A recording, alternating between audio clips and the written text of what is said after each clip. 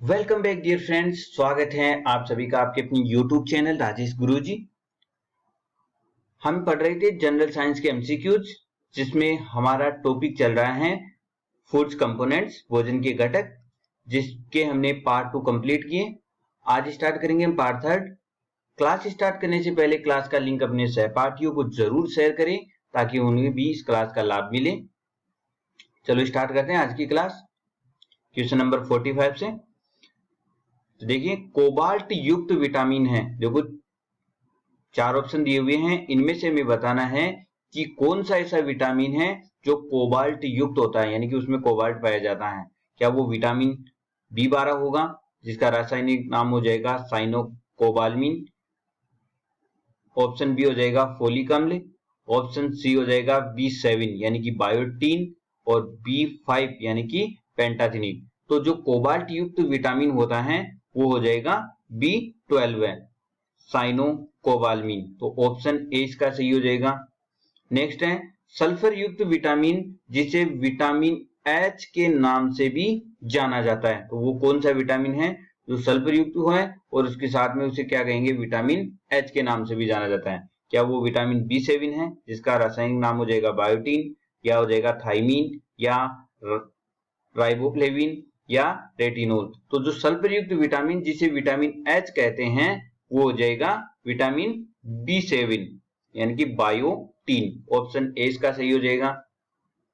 Next है सर्वप्रथम ज्ञात विटामिन। देखो सबसे पहले ज्ञात किया गया विटामिन कौन सा है? क्या विटामिन बी होगा, या विटामिन सी, या विटामिन डी, या विटामिन ई? तो सर्वप्रथम ज्ञात किया गया विटामिन है विटामिन सी। ऑप्शन 20 का सही हो जाएगा। नेक्स्ट है किस विटामिन की कमी से पेशियों में थकान या शीतलन, यानी कि इसको बोलेंगे हम बर्निंग फिट सिंड्रोम हो जाता है। तो वो कौन सा विटामिन है जिसकी कमियों से बर्निंग फिट सिंड्रोम के लक्षण दिखाई देते हैं? क्या वो विटामिन B5 होगा, जिसका रासायनिक नाम हो जाएगा पेंटाथनिक, या B12 है, या जिसका रासायनिक नाम हो जाएगा साइनोकोबाल्मिन, विटामिन B6 यानी कि पायरिडॉक्सिन, और विटामिन B2 यानी कि राइबोफ्लेविन। तो कौन सा विटामिन है जिसके कारण हमें बर्निंग फिट सिंड्रोम के लक्षण दिखाई देता है? तो वो हो जाएगा vitamin B5 pantothenic. Option A इसका सही हो जाएगा। नेक्स्ट है निम्न में से कौन सी विटामिन निर्माण व जीन्स द्विगुणन में भाग लेती हैं? देखो हमें ऐसी विटामिन बतानी है जो निर्माण और जीन्स द्विगुणन में भाग लेती हैं। क्या वो फोलिक अम्ल है, या बायोटीन है, या नियासिन है, या थाइमीन है? तो इनमें से कौन सा सही हो जाएगा? तो इसका हो जाएगा फोलिक अम्ल। ऑप्शन ए इसका सही हो जाएगा। नेक्स्ट है विटामिन शब्द किसने प्रतिपादित किया था? देखो विटामिन शब्द है उस सबसे पहले किसने प्रतिपादित किया था, उसका नाम बताना है हमें। क्या वो लूनिन है, या हॉपकिंस है, या कैसिमर फंक है, जिसे सी फंक के नाम से भी जाना जाता है, या मैक कोलम है? तो विटामिन शब्द किसने प्रतिपादित किया था? तो विटामिन शब्द प्रतिपादित करने वाले थे कैसिमर फंक। ऑप्शन सी इसका सही हो जाएगा। नेक्स्ट है वसा में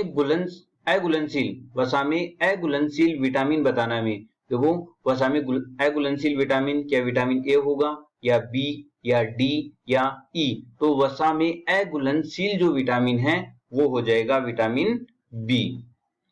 वसा में अघुलनशील जो विटामिन हो जाएगा विटामिन बी। नेक्स्ट है जल में घुलनशील विटामिन। अब हमें बताना है कि जल में घुलनशील विटामिन कौन कौन से हैं? क्या बी होगा, या सी होगा, या दोनों होंगे, या डी होगा? तो जो जल में घुलनशील विटामिन है वो विटामिन बी भी होता है और विटामिन सी भी होता है। तो इसका हो जाएगा दोनों। ऑप्शन सी इसका सही हो जाएगा। नेक्स्ट है आंवला, नींबू, संतरा, मिर्च, आम किस विटामिन के मुख्य स्रोत हैं? देखो ये जो स्रोत दिए हुए हैं ये किस विटामिन के मुख्य स्रोत हैं? क्या यह विटामिन ए के हैं, या विटामिन बी, या विटामिन सी, या विटामिन के मुख्य स्रोत हैं? तो ये दिए गए जो स्रोत हैं वो कौन से विटामिन के मुख्य स्रोत हो जाएंगे? ये हो जाएंगे विटामिन सी के। तो ऑप्शन सी इसका सही हो जाएगा। नेक्स्ट है विटामिन कैसा यौगिक है। देखो विटामिन कैसा यौगिक होता है, क्या ये कार्बनिक यौगिक होगा या अकार्बनिक यौगिक होगा या दोनों, यानी कि कार्बनिक और अकार्बनिक और नन, कोई नहीं। तो विटामिन है वो कैसा यौगिक होता है, तो विटामिन होता है कार्बनिक यौगिक। ऑप्शन ए इसका सही हो जाएगा। नेक्स्ट है, विटामिन का मुख्य कार्य है। देखो विटामिन का जो मुख्य कार्य है वो क्या होता है, ऊर्जा प्रदान करना या शरीर निर्माण करना या उपापचय नियंत्रक या कोई नहीं। तो जो विटामिन का मुख्य कार्य होता है, विटामिन का मुख्य कार्य होता है वो होता है उपापचय नियंत्रक। ऑप्शन सी इसका सही हो जाएगा। नेक्स्ट है, किस विटामिन को प्रतिसंक्रमण विटामिन कहा जाता है। देखो दिए गए ऑप्शन में से हमें बताना है कि कौन से विटामिन को प्रतिसंक्रमण विटामिन कहा जाता है। क्या विटामिन ए को कहेंगे या विटामिन बी या विटामिन सी या विटामिन डी। तो जो प्रतिसंक्रमण विटामिन होता है वो जाएगा विटामिन ए। ऑप्शन ए इसका सही हो जाएगा। नेक्स्ट है, किस विटामिन का निर्माण लीवर में होता है। देखो लीवर में निर्माण होने वाले विटामिन का भी नाम बताना है कि कौन सा विटामिन है जो लीवर में बनता है। क्या विटामिन ए या विटामिन डी या विटामिन ई या विटामिन के। तो विटामिन जो लीवर में बनता है वो हो जाएगा vitamin A. Vitamin A liver में बनता है, तो ऑप्शन ए इसका सही हो जाएगा। नेक्स्ट है, विटामिन ए की कमी से होने वाला रोग। देखो विटामिन ए की कमी से होने वाला रोग बताना हमें, क्या वो रतौंधी होगा या जीरोपथेलमिया होगा या कीरेटोमलेशिया होगा या उपयुक्त सभी होगा। तो विटामिन ए की कमी से होने वाला रोग हो जाएगा रतौंधी, बिल्कुल सही है। जीरोपथेलमिया ये भी सही है, कीरेटोमलेशिया ये भी सही है, तो इसका हो जाएगा उपयुक्त सभी। ऑप्शन डी इसका सही हो जाएगा। नेक्स्ट है, विटामिन ए का स्रोत है। देखो दिए गए ऑप्शन में से हमें बताना है कि विटामिन ए का स्रोत कौन सा है। क्या गाजर होगी या कोल्ड लीवर ऑयल होगा या पॉलीबट फिश ऑयल होगा। तो इन तीनों में से कौन सा विटामिन ए का स्रोत है, तो इसका विटामिन ए का स्रोत हो जाएगा गाजर, बिल्कुल ये विटामिन ए का स्रोत है। कोल्ड लीवर ऑयल ये भी विटामिन ए का स्रोत है और पॉलीबट फिश ऑयल ये भी विटामिन ए का स्रोत है। तो इसके सभी हो जाएगा, तो इसका हो जाएगा ऑप्शन डी सही हो जाएगा।